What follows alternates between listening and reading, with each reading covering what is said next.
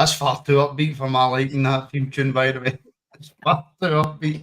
Hello, everybody. Welcome along to the Rangers Rabble podcast. This is your build-up as Rangers face Celtic at Hampden in the Scottish Cup final. Plenty to get our teeth into for this one, especially the starting lineup, which I'm liking. I'm seeing, sorry, that a lot of people are liking it. So we'll get into that. I am joined by Connor and Ian. Connor, how are you? I know, bad. I always hate these days when they come up. I'm always glad when they're over and done with. But hopefully, by the end of this one, we'll all be feeling a bit happier for a change. Ian, how are you? I'm all right. I've had better days. It's not started well, but I have had the cup final haircut. But we are good to go. But like Connor, I'm not a fan of these days starting. Let's just get it over with. Is kind of my feeling at the minute. We're not really building the battle fever up here, lads. We're not getting tuned right into it. I know. Listen, before we come to all that, I think it's only appropriate that we discuss what happened at Ibrox earlier, as I think that's Connor's door went. We discussed what happened at Ibrox earlier, Ian. The club unveiling a statue to who I consider to be our greatest manager. I get Bill Struth, I understand all that, but as far as I'm concerned, Walter Smith, for me anyway, maybe go as far as to say the greatest modern day manager this football club has had. It's a fantastic statue and it's a fantastic tribute to the one and only Gaffer. Absolutely, and I think I'll second it. He is in our lifetime. He is the greatest Rangers manager ever. Obviously, people older than us will go down the Bill Struth route and maybe others, but in the modern day and in our lifetime, he was the constant. He was the safety. He was the one that you looked to and you knew, right, he's there. Everything's all right now. And a lot of the players used to say that as well. And it still gets me at the back of my throat, and I can feel things when we talk about Walter. It really does tug on the heartstrings and all the rest of it. The great man. I never had I was never fortunate enough to meet the man, but I know those who a few that have and said, hey, even in real life, he was such an amazing person. He really was, and like as Aldo says, I was worried about the statue, but it is a beauty. You can never really tell sometimes with statues how good they're going to be. As I bring back in Connor, we're just discussing the Walter Smith statue, and I'll take it to you. You can never really tell how good a statue is going to be, but it is, as Aldo says, there, it's a thing of beauty. Yeah, absolutely, it's a thing of beauty, and thank God, because as you say, it's sometimes they don't work out the way you would like them to, and it ends up being a bit of a farce. But no, I think befitting of the great man himself, I'm sure he'd be, and he will be, smiling down, quite happy with that. And it's like Ian said, he is for most of us the greatest. For me, obviously, I kind of grew up at the tail end. His first spell in charge, and then all throughout his second spell in charge. And even if you look at, everybody talks how great the 9 in a row era was and how he kick-started, to a massive part in that after Graham Souness. But actually what he done when he came back was almost just as incredible, because the team he inherited under Paul Glenn was arguably worse than this one right now. And he managed to, within a year, take that team to a European final, and then within 2 years we're back winning league titles and cups, and that just is a measure of the man himself. So no, delighted for Walter and his family, and I think it's a fitting tribute, and he finally has his lasting place outside Ibrox. Yeah, where it deserves to be, and it's a really strange one, Ian, because again, I never had the privilege of meeting the man.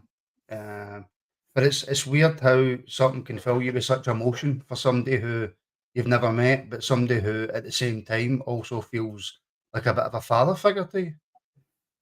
Definitely. I mean, I know the day the news broke, I was actually ill in the bed, and my wife come into the room to find me in absolute tears. Absolutely, I was falling apart, and I've never met the man, never even shook his hand.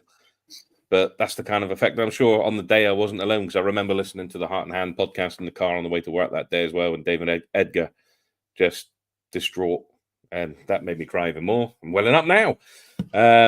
It's just one of those that it's part of a different type of family, and he was the head of it, and he will always be the head of that table now. Absolutely. We done a well, I don't want to say a reaction, but obviously we done a podcast after the news, and oh no, I was in bits as well. I could barely get through it. And the one thing that I suppose sets him apart, Connor, from just about every other Rangers manager was it didn't matter whether he had a fantastic team like he had in the early 90s, the mid 90s, or he had an aging team like he did towards the end of 9 in a row, or he came back into a Rangers team that was so far behind Celtic. The man won leagues, the man won trophies, and the man done so well against Celtic. You were never feared, regardless of how poor the Rangers team was. We wouldn't, if Walter Smith was in charge today, we wouldn't be sitting thinking, oh, I'm worried. No, you would not. And he knew how to win those games. He knew what it took, and I think he just understood the fabric of the club and the requirements. I mean, he came in his second spell with a shocking team in 2007, and yet in his first Old Firm game, what does he go and do? You know, he manages to pull out seemingly, unbelievable feats by getting wins at times you think he can't do that. And in 2011, the last league title that he won in his last season, I mean, fitting that he managed to get a cup double that year, a League and Cup double, but with that team as well, I mean, that team was being held together by duct tape at one point, if we're being honest, because of the amount of injuries, and then Kenny Miller left in the January, so he was left snookered, but he managed to get in a guy in Nikica Jelavic who absolutely, done the business after having to deal with James Beattie in the early part of that season. He found a way to get the job done. And the thing about him as well, and I think it does bear mentioning, there's not many people over the years who can command respect across the city, and he did, and that tells you everything you need to know about him. He was great friends with a lot of them across the great friends with Tommy Burns, carried his coffin at his funeral. Somebody else who also commanded that respect across the city. That's the measure of the man. That irrespective of whatever tinted spectacles you're wearing, you couldn't help but respect and admire everything that Walter Smith brought to Scottish football, and not just at Rangers, but even at Scotland as well. I mean, we'll never know. I'll take Connor's point to you. Wait, he's back. Wait, Connor's back. Sorry, Connor, you cut out there. I was basically very disappointed. He was just an absolute giant of a man, basically. And like Ian said, when the news came that he passed away, I had to tear in my eye as well, because people like him don't come along every day, and when they're gone, you feel that void. Because even when he wasn't the manager, even in his later years, you would still see him in and around Ibrox at times. He was still very much loved the club, wanting the club, and willing to do well, and that's what he's all about. I'm pretty sure even at his older age that he was at, if he'd have picked up the phone and said, "Listen, Walter, any chance you can come in for a couple of games," probably would do it without hesitation. That's just how much love he had for the club, and how much love the fans had for him. And I think Connor's point was going to be there, Ian, that we don't know what Scotland would have went on to achieve if he had stayed as manager. But I think it's testament to his love for our football club that the only club that he would have went to and left that Scotland job, which he was doing a fantastic job, by the way. The only club he would have came back to was us, and he took a massive risk coming back to us at that time, because that was after Paul Le Guen. The club was a shambles, everything was upside down, and he was doing so well with Scotland, a victory over France in that qualifying group, and he chose to come back to his boyhood club and save them. Because, like you said, it was the only club he would ever do that for. If anyone else had come knocking, it would have been a no. I'm staying where I am. But it was us, and we needed him, and he knew it, and he came back to do what he did and save the day ultimately as the years went on when he was there. So my lifetime, lucky enough to have him as Rangers manager twice, and forever There'll never be anybody for me that comes anywhere near him. And we always talk about legends of the club and Hall of Famers and who should be in and who shouldn't be in. At the end of the day, that man was a legend and he earned that title. And he will never be upstaged by anybody as far as I'm concerned. No, he never will be, and he'll never be forgotten. That's absolutely for sure. It's a cracking statue, and I can't wait to get down to see him. I honestly can't wait. So we turn our attentions into today, Ian. Scottish Cup final. The team is out, obviously. So your Rangers team today is Butland in goal, a back four of James Tavernier, Leon Balogun, Ben Davies, Ridvan Yilmaz, a midfield three, I think, of Mohamed Diamande, Nico Raskin, Todd Cantwell, and a front three of Dujon Sterling, Fabio Silva, and Cyril Dessers. Ian, your early thoughts of that team? Well, the first thing that after listening to the press conferences and whatnot over the last couple of days, my fear was that Balogun wasn't going to make it and it was going to be King and Davies in there. Nothing against young King, but with him in there, it would have been, I think we'd have got mauled. So to have Balogun back in is huge. Then there was that little spat that he put in that Ridvan was a big doubt. I'm so glad he's there as well. I don't think he would have gone with Barisic. I think he would have gone with Fraser had it been that way round, but I'm glad that Ridvan is there. Obviously, one name that isn't there that we all feared might come back in for this isn't, so that's testament to Clement that he's not put him in there. I think it's the best we could have hoped for with what we've got available. It's nice that our bench has actually got options on it as well. I think that is the best we could have hoped for due to the circumstances at the club at the minute. I think I'm quite happy with that team, personally. Yeah, and I just smashed my phone off the floor, which is always a good start to the day, and it is. Connor, if we focus a wee bit on the back four, Tav, Balogun, Davies, and Ridvan Yilmaz, it's great to see Ridvan back in the team, obviously, and Balogun coming back in there gives you that bit more security. But and I don't want this to be a dampener going into the final. But Tav has been, ridiculously out of form lately. Balogun coming back from that injury, is he fully fit? Ridvan coming back from that injury, is he fully fit? And obviously Ben Davies has only been in the team the last few weeks. So is that a back four, Connor, that fills you with confidence in its current state? Well, I mean, hi. As you say, without trying to be sort of a Debbie Downer, I'm not sure how much confidence it fills me with. I mean, it certainly I agree with Ian, it fills me with more confidence than it would have done if I'd been seeing Leon King and Borna Barisic both in there. I think I'd have been having a heart attack. I probably wouldn't have watched the game at that point. I'd just, called it quits. Whereas I think Ridvan and Balogun being back in there certainly makes it feel a bit better. The two of them are a bit more switched on and haven't put much of a foot wrong when they've played. Obviously, the Tav issues, he's not been playing well at all recently. He's been in stinking form. And in these games in particular, James Tavernier, for me, has failed to turn up in any one of the Old Firm games we've had this season. I know he scored a free kick at Parkhead late on when we were already 2-0 down and a man down, and it didn't matter. Fair enough, that was a good goal, but he still had a terrible game that day up until that point. So he's got a point to prove for me this afternoon. He's going to have to step up and actually show up for this game because that's your captain, that's your leader on the pitch, and that's his responsibility to make sure that he does that. The bench slightly concerns me, but I mean, interestingly, I'm noticing that Barisic isn't even on the bench. So I'm not sure what happens if Ridvan, who's only just coming back from an injury, can't see out the 90 minutes. Sterling? Yeah, I guess. You'd probably put Sterling in there and bring Seymour on, I would imagine, wouldn't they, and just cobble that together.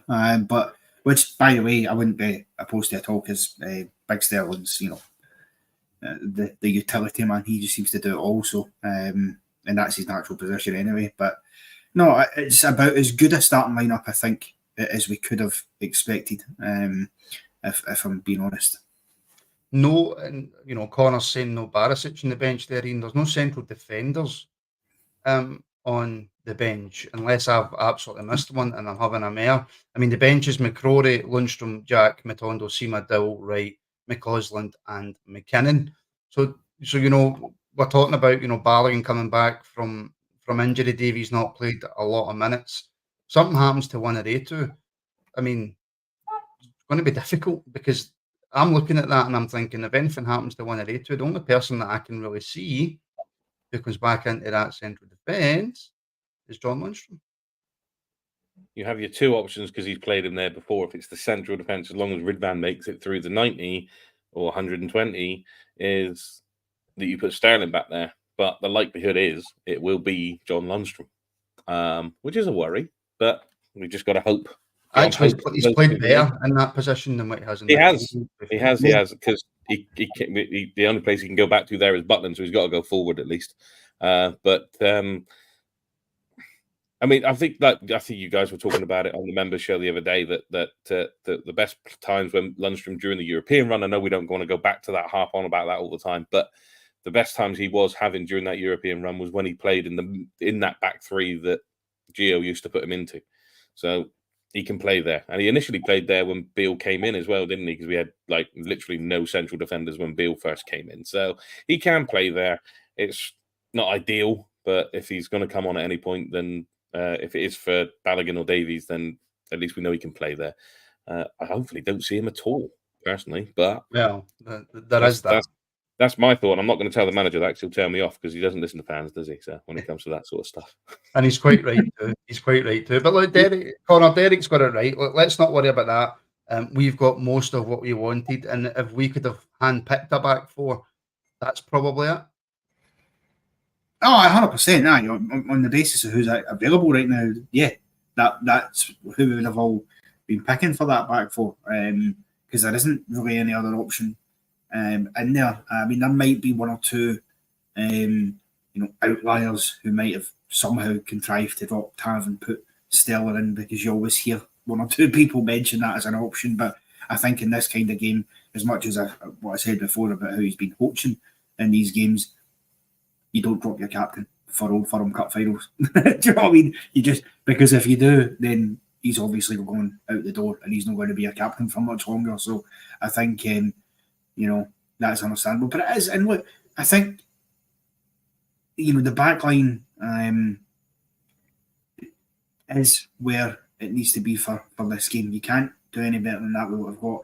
The midfield are going to have to play a serious part in this game as well, of course. And that, again, is about what we expected. I'm glad he's put Raskin in there instead of Lundstrom, and I'm delighted he's actually starting Cantwell, because I was so frustrated that Cantwell didn't get played at all at Parkhead a couple of weeks ago. We're going to come to that in just 2 seconds, but obviously that back four is playing in front of one of the best goalkeepers in Britain, in my opinion. Somebody who should absolutely be in that England squad, and I've no idea why. We all know why, because of the country that he's playing in, and I certainly hope that doesn't affect his decision heading into next season. But Jack Butland has spoke to Rangers TV ahead of today's game, and I just want to hear his voice, if I'm being brutally honest with you folks. So let's hear what Super Jack had to say ahead of the Scottish Cup final today. Jack, Cup final day and Old Firm derby couldn't really get much bigger to end the season, could it? No, it's a fitting end to a very interesting season. One that we're hoping to finish well and get the win today in front of our fans and make a big noise and enjoy it. What's the mood like in the squad heading into this one? Really positive. There's been a lot of energy around it this week. I think so many factors are taking place. Somewhere that we've had success before this year. A lot of frustration and desire to finish the season strong after what we were disappointed about with the league. There's a lot of excitement. Players in the building, players that are going to be leaving us. There's a real sort of togetherness and hunger to finish strong. And we're looking forward to that today. Is it about having that control as well, given the occasion? Yeah, control. Yes, you want to control the game. We'd love to do that in parts. We have to be solid defensively, and we've got to be together. I've got great belief in the boys that we're going to do that today. We're going to have to ride the waves at time. We're going to have to stick together. If we can do that, and learn from some of the lessons that we've had so far this season. I'm looking forward to a good result. Yeah, is it a case of thriving on such a big end to the season? It's finishing strong, and that's the thing about this club and playing here. Once you win one trophy, it's the next one. If you can't get your hands on that, it's the next one again. So that's certainly the mindset for us, is to go and push and try and win this trophy today, which gives us an opportunity to build in the summer, and really look forward to next season. He's just that sexy big man, isn't he?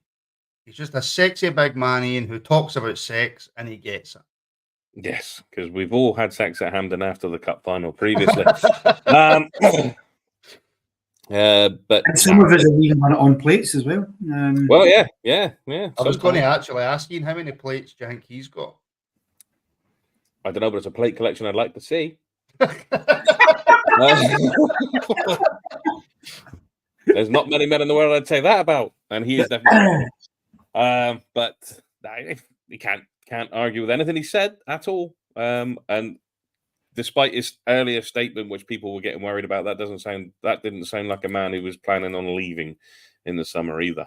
So I just hope for him we can just go on and actually do this today. I think after everything that's been going on today, this is we should have that excitement about the possibility of this, because the players with that stature, I know they weren't there to see it happen because they'd have been either on their way to Hampden or at Hampden, but surely that has got to be enough in their back pocket just to say, right, let's do it for that. If nothing else, just for that for today. 100%. And we can't understate, Connor, Jack Butland's importance to this team. We can't understate Jack Butland's importance today. He hasn't really let us down at all. He has been our best player by a country mile this season, and we need another massive performance for him. Oh, 100% we will do that, because they're going to get chances, they're going to get shots, and he's going to have to produce some big moments. I've every belief that he will. I did see some murmurings of criticism about him after the last Old Firm game, how he could have maybe done better. But that's, to me, I can't see how you would criticise him at all. He's the player of the year for a reason. That's just pure clutching at straws, Connor. And it is absolutely clutching at straws. But unfortunately, that's the situation we've found ourselves in with some people. But no, for me, he'll produce the moments that we need him to produce today. And it will be all about, if he can keep the back door shut and do what we know he can do, then as long as the rest of the team do their job and can actually go and score some goals as well, then, we'll be fine. But no, I don't have any worries about Butland at all today. No, absolutely none. Absolutely none. Right, okay, the midfield is probably the biggest talking point, I would say, Connor. Is that fair? Raskin, Diomande, Campbell, you kind of mentioned it there before we obviously came on here. The big worry was that the manager would bring back John Lundstrom, but I kind of took from his press conference that wasn't going to happen. That's the way I took that. I think a few people maybe took what he was saying the wrong way, but for me, that was him kind of saying without saying it, no, he's not getting back into that midfield. Raskin and Diomande, and you've basically already said you're happy with that, because this midfield battle is going to be key, and we've already discussed that Celtic have a very good midfield. Yeah, no, I'm very happy with that. I think we've got a fair balance in there. You've got, there's a lot of pace in that midfield, you've got to say. All three of them, Raskin, Diomande and Cantwell, are all quick players when they turn on the afterburners, so that can help you. But I feel as an attacking threat, it just feels it will be more threatening, because when Lundstrom's been starting in there, he's not been doing enough in the attacking sense of things, and a lot of the time he picks up the ball, his first thought is a backwards pass, or or passing it straight back to them, which he seems very, very good at doing as well at times. So this midfield for me is a bit the midfield I'd have picked. I know, obviously, myself, you and Davie had a chat in the member show about potentially Ryan Jack starting. I know Davie was very much championing that.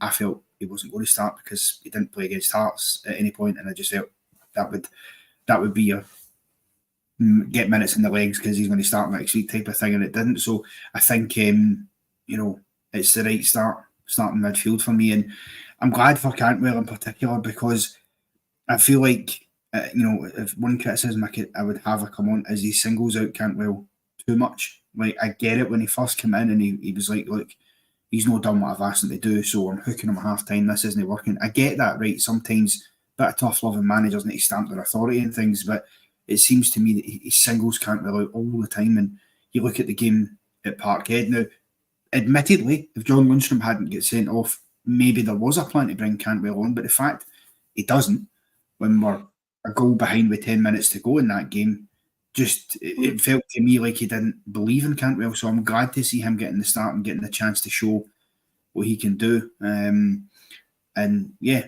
I think, as I say, I couldn't be happier with that midfield as things stand. What does Raskin offer, Ian? I'm not going to say that John Lundstram doesn't, but what does Raskin offer to that midfield today that will be different for us, that will make it better for us? Is he more dynamic? Is he more creative? Is he just busier? Will he do a better defensive job? What is it that Raskin brings to this team? He's quite direct. He's not got a thought about going backwards. He likes to go forwards. So he's quite direct. His passing, bit of hit and miss at times, granted, but he does want to go forward with that forward pass. But I do think he could be the man where you put into that midfield and see where that Callum McGregor goes, you go with him. Mm-hmm. If he goes to the toilet, you go with him. At halftime, go into their change room and sit next to him and listen to their team talk, that sort of stuff. He's not going to go anywhere that I would hope he's not going to go anywhere that McGregor's not. Because too many games, and I think we've all said it in pretty much every single game from this season to last and beyond, that if you sit on Callum McGregor and you cut that off, yes, they've got O'Reilly and Hatate, but he is the one that everything goes through. If we can stop him, that's part of the game we haven't got to worry about. So I think as much as he's dynamic and going forward and likes playing that forward pass, he's a little terrier, that little terrier that we need in the midfield. And he can be a bit of a bastard, and we've missed them in the middle of the midfield as well. So I'm hoping that's his job today, to be the irritable little bastard that he is and just break up play. You've nearly used it's not even 2:30 yet, and you've used up all your bastards. Yeah, the Battle Fever switch is turned on. I can't help it. Sorry, guys. That's what I'm saying. Ian, will he make it easier for Diamande today? To be fair, playing beside him rather than Diamande playing beside Lundstram. Yeah, I think it would. I think you've seen with Diamande that he's always got one eye on where John Lundstram is, and is it okay for me to do the bits I need to do? So I would hope that this kind of frees him up a little bit, so we can see the Diamande that we all hope is there. We know he's got the talent, and we've seen bits and bobs of it. I just don't think we've seen the best of him because of. I don't want to blame John Lundstram. I think that's slightly unfair, but obviously Lundstram's dip in form hasn't helped Diamande either. So I'm hoping that we can get better from him today. And how do they two perform beside each other then, Connor? Does one sit and one kind of go further forward to help Cantwell out, or do you think Diamande and Raskin are both kind of just sitting in front of that back four protecting? No, I think it will be one of them will sit and another one will try and go forward and support the Cantwell, because to me you can't have the two of them sitting and trying to protect the back four for two reasons. One, because Diamande and Raskin aren't really that style of player. Like they're good for their pace and a bit of possession, and they can, Raskin in particular on occasion has shown that he can be capable of playing a pretty good ball over the top and a decent pass. So, you'd expect that that's more their style than having to sit in and protect. Also, if you were sitting them in just to protect the back four, then you're inviting Celtic to just come onto you again, and that's the last thing we need to be doing, because if we do that and give them too much of the ball, they'll pick us apart eventually. That's what happened at Parkhead. They had plenty of opportunities before they scored. We didn't deal with it, and eventually they got to go. So we need to make sure we don't be doing that. So no, I'd be saying one of them Raskin probably sits back a little bit, and Diamande goes forward alongside Cantwell to try and support the attack, I would imagine. Well, we discussed that Connor and Davie was adamant that he wanted Ryan Jack in the team because Ryan Jack's job and what Ryan Jack does is, he covers the fullbacks when they go forward. Is that a job that Raskin or Diamande do or can do? Because I feel like we've got Raskin in the team today who will look to attack and get forward. Tav naturally does that anyway, and we all know about Tav's defensive frailties, and no doubt up against. I haven't even seen the Celtic team, but I would put my mortgage on Maeda starting at left wing for them. So is Raskin or Diamande, are they the type of midfielders that are going to cover the fullbacks? Well, I mean, yeah, I think Raskin potentially is. Diamande, I'm not so sure about, I must admit. I think Raskin will cover the fullback a bit. I mean, look, it's tough because, I mean, you're right, naturally that's the kind of role Ryan Jack can play. But, you know, the guy's not really 100% fit. And we're all agreement that there was no way we wanted John Lundstrom starting, so it was going to have to be Raskin and Diamande. That was just the reality of it. That's who you're left with. I think Raskin will do that job. He will cover backline, and the advantage you've got with him is with the pace he's got. As you say, it will be Maeda, no question about it. Pace he's got, he can match Maeda for pace, no problem at all if he has to. Well, I think he can. Listen, Maeda's a quick player, but so is Raskin, and he can keep up with him. Hopefully a bit better than Tav, because Tav just seems to have a mentality block when it comes to Maeda for some reason. And I don't even really know why, because as much as he's a player who's got loads of pace, he's 50-50 on his finishing, Maeda. That's probably a weak part of his game, and yet Tav just shits himself there all the time. So at the very least, I don't think Raskin will be shitting himself, that's for sure. Language today has been dreadful, boys. My apologies. Absolutely dreadful. It's not even the watershed yet. It's nowhere near it. This is what this game is, Martin. But no, that counts on YouTube, because of course anybody can tune in at any time. Iain, what's Cantwell's role in that midfield then? Because Cantwell, I can't remember if it was your Connor that said that. I don't necessarily think Cantwell is that pacey. He's good at closing down. You know, he'll run about, he'll do a job. But what's his role today? Speed-wise, no, he's not that. He's not got that burst of speed that other players might have. But what he does do is he does track back well. He doesn't give up on it. He will keep going and keep trying to find it. I'd imagine his is to sit in that pocket between the midfield and the strike force. He'd be that number 10, because he has said himself that's his favoured position. So now he's got his chance to prove it in the biggest stage of all. In Scottish football, he needs to be surely our creative outlet today. He has to be. He does need to be that creative outlet as well. He's been talking to big games. He's been putting up tweets, which he's not tweets because he doesn't do Twitter. He does Instagram stuff, which he's posted and then deleted with the Shushburger stuff. If you're going to carry what that means, no, I don't know what that means either. I just know he put it up and it didn't go down well, so he took it back. But you're going to post it does make me slightly hungry, though, Iain. I mean, I thought, I just heard shush burger and I thought that must be something you get out in Indian.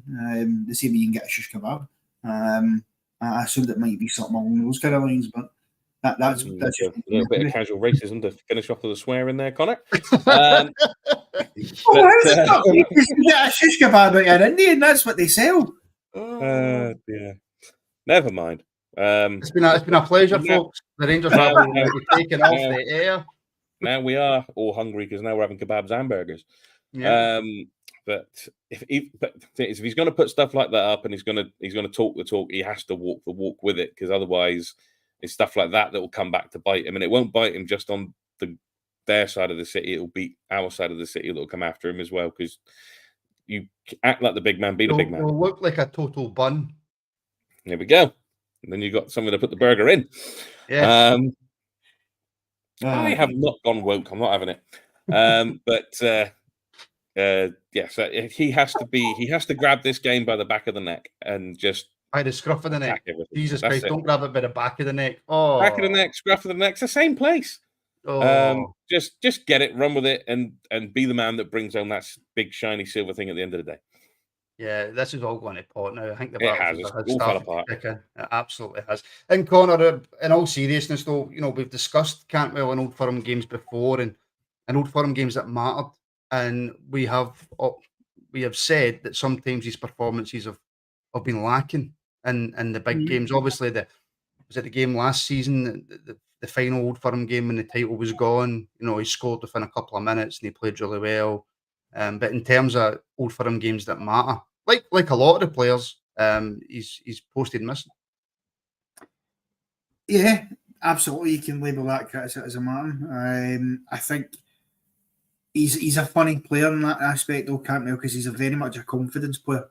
I think if he's in, if he's getting opportunities and he's feeling it, and he's maybe, his confidence is feeling all right, then you'll get good performances out of him. If he's maybe not quite there, then that's when you'll see the shift. I think, I don't have any reservations about him today, because the one thing I would say about him is I have seen in the last couple of games, he's been one of the few that I've seen an actual hunger in, and I'm not just talking about the shush burgers that he enjoys. He does at least look like he's up for it. So I think let him have the opportunity. As I say, it was unfortunate he didn't get the opportunity at Parkhead, and maybe that'll feel him even more for this. Maybe that gives him that extra impetus to go out there and basically say to Philip Govan, listen, I'm going to show you how wrong you were to leave me out in that game by putting in a shift today. So that's what I'm hoping for. Maybe that's wishful thinking, who knows? But certainly I'd like to think we'll see a better side of Todd Cantwell in this game. And because we'll need it, because the reality is this game for me has been won and lost in the midfield battles, in most of the games this season, because we haven't dominated the midfield enough throughout these games. Callum McGregor's very, very good at doing that for them, and they've got their wide midfielders who can take it on and at pace as well. We need to do that today and be in charge of it and dictate and try and control the pace a bit more. No, yeah, listen, 100%, we absolutely do. And Ian, that brings me on to the front three that we have selected today: Silva, Dessers and Dujon Sterling. Not my favourite place for Dujon to play. I would have much preferred them to be in the centre of the park, if I'm being brutally honest, or even brought back into centre back. But I personally think moving forward, this man's a central midfielder, and I think he can be right up there in terms of central midfielders. But he's playing right wing. He still offers you a lot out there. He offers you that defensive cover for Tav that we've spoke so much about, but he also offers you a lot going forward. He does offer a lot going forward, but I do think that he is there to give that defensive cover for Tav. I think I think the manager's as worried about Maeda versus Tav as we might be, so that's why Sterling's there. I had a little thought that maybe they could switch positions, and Sterling could be the right back, and Tav could be that further forward right-sided player. But I would like to see that, by the way. I would like to see that, but I don't think we're ever going to see it, because I think if we were going to do it, we'd have done it by now. I agree with you. I think that going forward, that Sterling may well be that central midfield player, but that depends on what happens in the close season regarding Tav, that if he stays or goes. So we'll find out more about that as the time goes on. He does offer something down that side, and at least that way, when we get to the blips, we get to that bit in the game, because we all know it comes, that the bit in that game is going to come where they do tire, because every game this season, we've always been there or thereabouts, and it's usually once they've had that dip in the second half. So you've got Sterling in there. You may have to take someone out of the midfield like Raskin, who's not played a lot of football. Sterling goes in there, McCausland comes on, or somebody like that, and we get the benefit of it from that. But I'm quite happy that Sterling's starting, because he will give you that grit down that right side that maybe we would be lacking otherwise. Yeah, sorry, I'm not laughing at the point you're making, Ian. Connor, are you okay? Yes, I'm fine, thanks. Do you want to tell all the viewers what just happened? Well, basically, there's a wee sort of side table sitting just to the left, the right-hand side of my arm here, where I'm using my mouse, and as I went to shift it there, I've just rattled my funny bone straight off the corner of it. So I can assure you it was anything but funny. No. It was extremely funny, I can assure you. On the left-hand side corner, we've got Fabio Silva. Again, we could be having the same conversation basically for every player, to be honest. A guy who came in and we had high hopes, high expectations about what he could bring to the team. He has, I think, maybe failed to deliver on those expectations, I think it's fair to say. However, lately performances have been getting slightly better, and if we can get an on-form Fabio Silva, then we stand a fantastic chance. Yeah, we certainly do. If he can be on form, that's, we call Cyril Dessers the enigma, but Silva sort of fits that bill to a certain degree as well, because you never know what you're going to get out of him. I thought, you look at the game at Parkhead, the last game, I actually thought he had a decent game, probably one of his better games in a Rangers jersey. Certainly, maybe should have done better with the big opportunity that he got, but a bit more of that film would be good. Because see, the thing is, for me, what is nonsense, whenever he does score a goal, he wants to run and turn his back and point to his shirt to let everybody know who he is, and you think, but you just keep focusing on performing on the pitch. You haven't done nowhere near enough in a Rangers jersey to justify that sort of a celebration. Fair enough, if he goes and scores a hat-trick the day, by all means go and do that. But the reality is we need him to step up and be in gear. And if he can be, great. That helps us going forward, because I've said it before, we can get at their back line. We can absolutely attack that back line. We just haven't done it enough. So hopefully he performs and we can obviously get attacking it. And just quickly, for trying to remember, Davie, no, we're not doing a half-time pod. Absolutely not. Can I just say as well, a massive thank you to everybody who's tuning in so far. If you haven't already, could you please, if you're watching on YouTube, give the show a like and make sure you're subscribed. If you're watching on the old Twitter or X, whatever you like to call it, make sure you're following. Give it a wee retweet, give it a like, and a wee comment on there as well. And of course, Facebook as well. Give it a share, a like, get your comments in on Facebook as well. And Connor and Ian have both mentioned it. We have a members show every Thursday night at 7:30. If you want to become a member and help support the channel and get access to perks, then you can for $1.99 per month. The link for which is in the description, or if you're on a computer, there's a wee join button below, and you get a wee badge in that for the comments as well. So, what more could you ask for $1.99 a month? I don't know. Cyril Dessers is the man leading the line, obviously. And I didn't watch it all, but he done an interview. I think it was with Sky. I might be wrong, but I think it was with Sky Sports about his season so far. And he's aware of the criticism that he gets, but he's also a confident man, which I like. And he mentioned, all the big strikers miss chances, but he was talking about his movement and how he creates chances himself and how he creates chances for others. He's had his critics, and he always will have his critics. But I like the fact, obviously BBC, thank you. I like the fact that he's still a confident player, because he's fully aware of all the criticism that he gets. Yeah, and he's not right. He does make chances. He does make chances for himself. He makes chances for others. He's just very frustrating, because sometimes he tries to make a chance for someone when he should be taking a chance himself.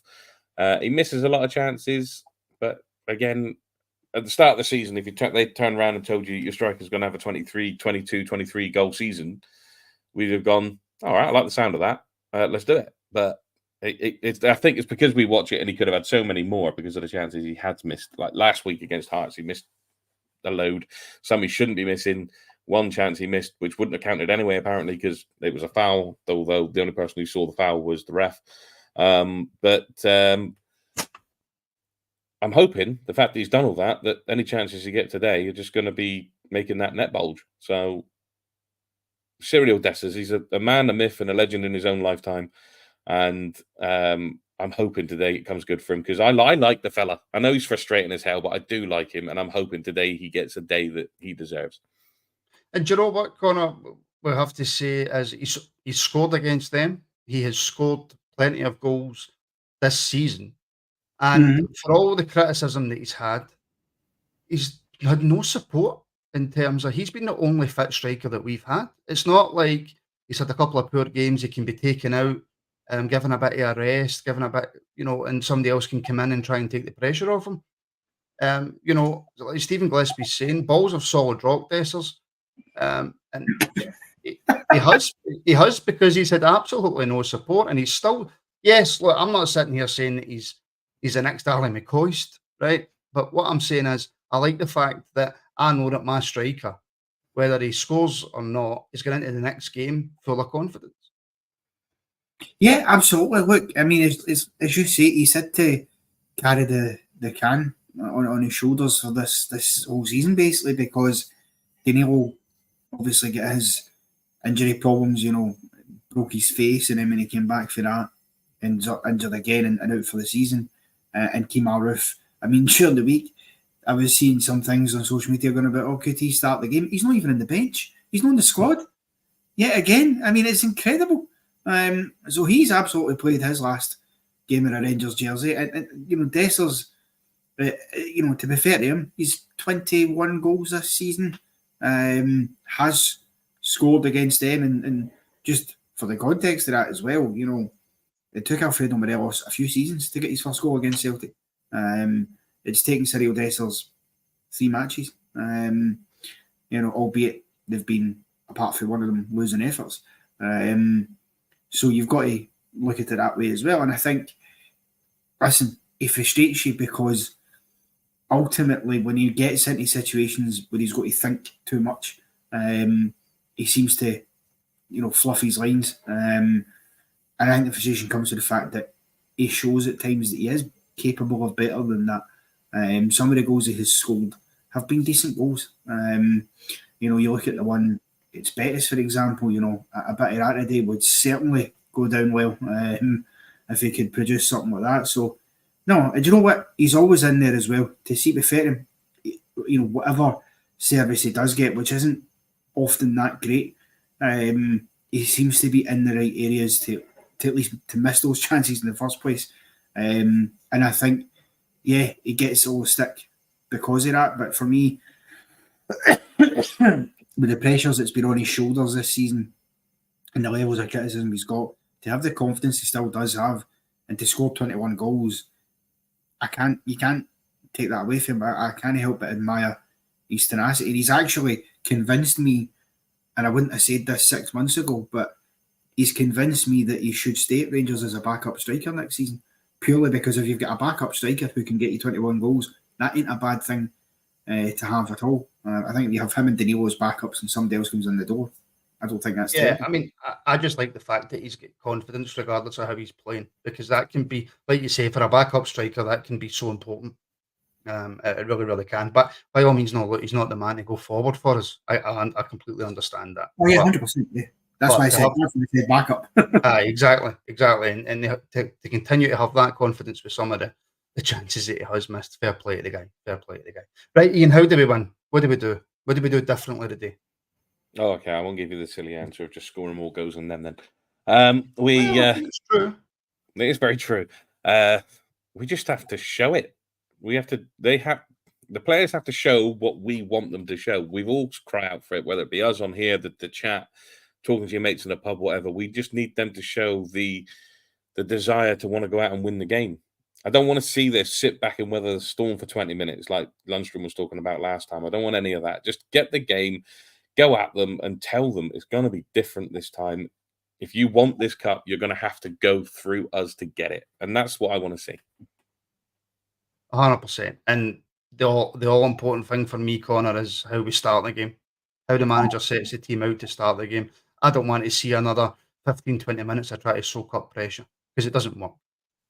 No, it doesn't work. It doesn't work at all.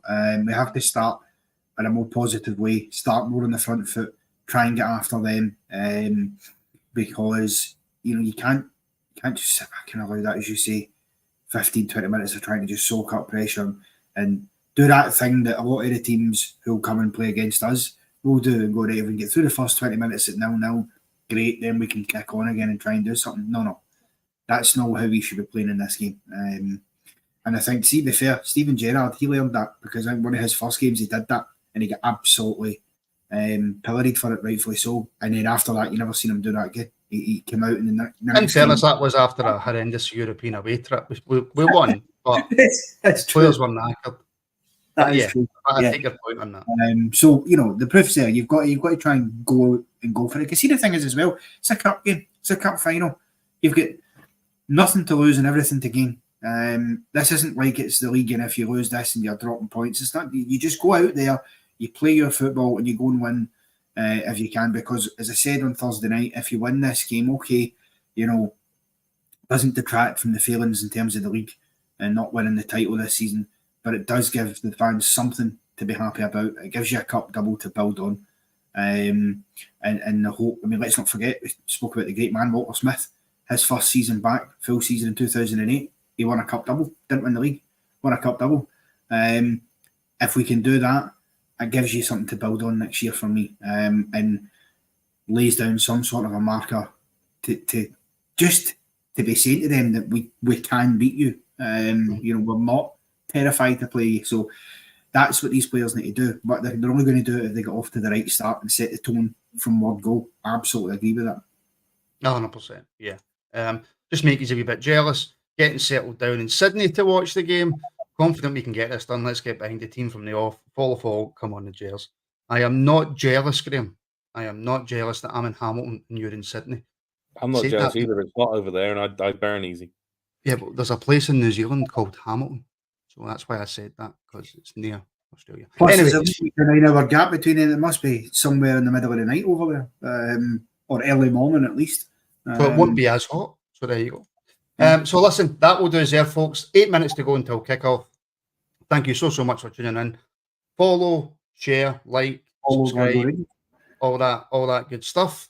What did you say there, Connor? Well, you said follow, so I just said follow Glasgow Rangers. Oh, my apologies. My apologies. I didn't hear you. My apologies. My thanks to Ian, my thanks to Connor, my thanks to all you for tuning in, all your comments. We will be back shortly after the trophy presentation. And then as of next season, there's going to be some changes. Keep your eye on the community pages. Make sure you're subscribed on YouTube and stuff like that. And so we shall see you all very, very soon.